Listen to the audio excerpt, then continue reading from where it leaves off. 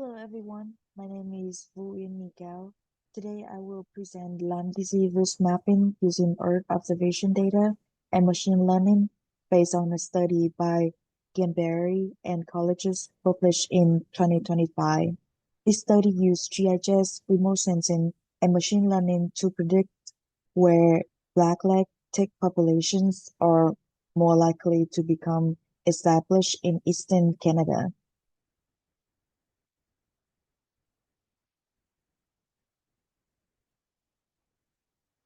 Lyme disease is the most common vector-borne disease in North America.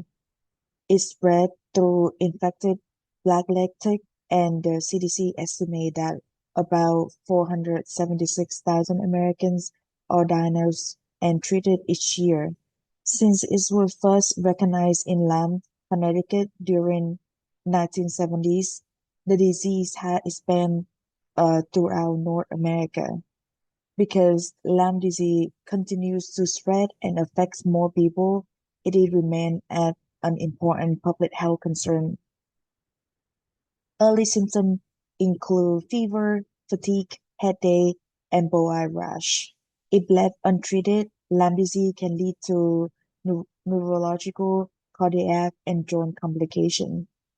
As tick habitat expands, more people become exposed to infected ticks, increasing the public health burden associated with the disease.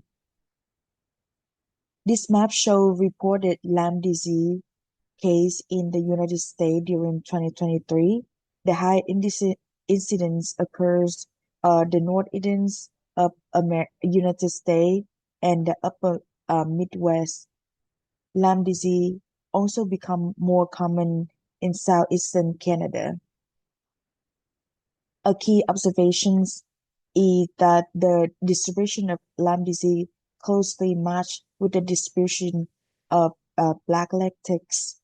Because disease risks depend heavily on where tick can survive, researchers increasingly use GIS and remote sensing to identify areas at risk.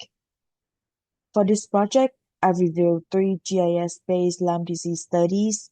I select the Gamberry study because it was the most recent and use GIS, remote sensing, and machine learning to predict tick establishments. This study integrates GIS, satellite remote sensing, and machine learning to create high-resolution risk maps. It identifies environmental conditions associated with tick establishments and demonstrates how GIS can support disease surveillance and prevention. The objective of this study was to estimate probability of blackleg tick establishment in eastern Canada. The study focused primarily on the habitat and environment vertices of triangle of human ecology. Important variables include land cover, forest type, soil properties, temperature, snow condition, and elevation. These environmental conditions influence where tick population can establish and survive.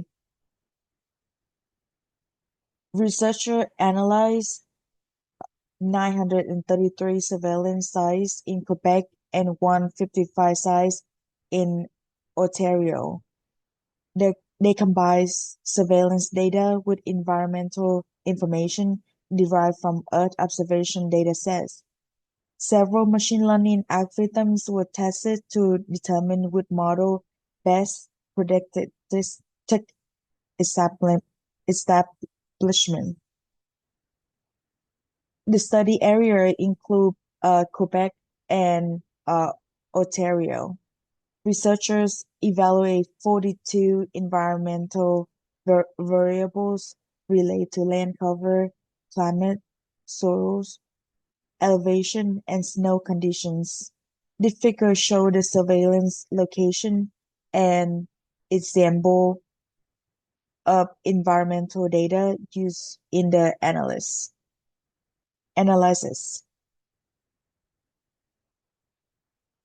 GIS play a major role throughout the study.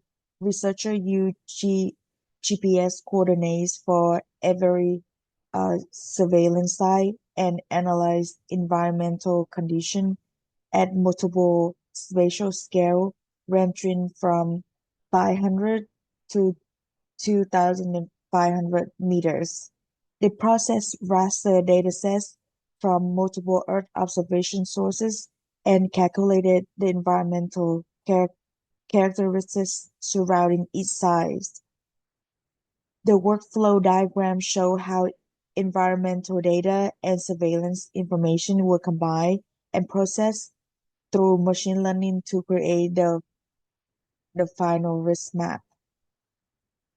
This demonstrates how GIS can integrate multiple datasets to answer public health questions.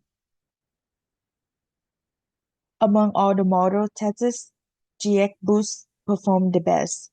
The model achieved sensitivity of 0.83, meaning it correctly identified about 83% of locations where tick population were established. The specificity was 0.71 and the AUC value was 0.77. An AUC of 0.77 indicates the model performed well above chance at distinguish suitable from unsuitable tick habitat. The residual and analysis also show minimal spatial clustering, suggesting reliable model performance. The researchers use shape values to identify the most important environmental predictors. The strongest predictor were cumulative temperature above 0 degrees Celsius, showing that warmer conditions strongly favor tick establishment. The broad leaf forest cover and several soil variables also increase suitability. Urban land cover and urban land cover and heavy clay soil reduce suitability. Overall, the results suggest that climate and forest habitat are the primary drivers of blackleg tick establishment. These figures show the final probability map produced by the model. Certain Ontario and Quebec show the highest probabilities of established tick population, suggesting increasing Lyme disease exposure risk. The map also identifies potential risk area beyond current surveillance location. This is important because also it allows public health agency to identify emerging risk area before large number of human cases occur. The uncertainty map show the greater uncertainty in urban areas such as Montreal and Toronto, where smaller green space may not be fully captured at the study's resolution. This map could support future disease surveillance and public health planning. In conclusion, Earth observation data successfully predict blackleg tick establishment across eastern Canada. Temperature were the strongest predictor, while forest landscape increased suitability. The study show how GIS, remote sensing, and machine learning can improve disease surveillance and public health planning. Several limitations occurs. The study focused only on Eastern Canada, so results may not be applied to other regions. Tech establishments may use as a proxy for Lyme disease risk rather directly measure disease transmission. Lastly, human behaviors were not included in the analysis, and some uncertainty remain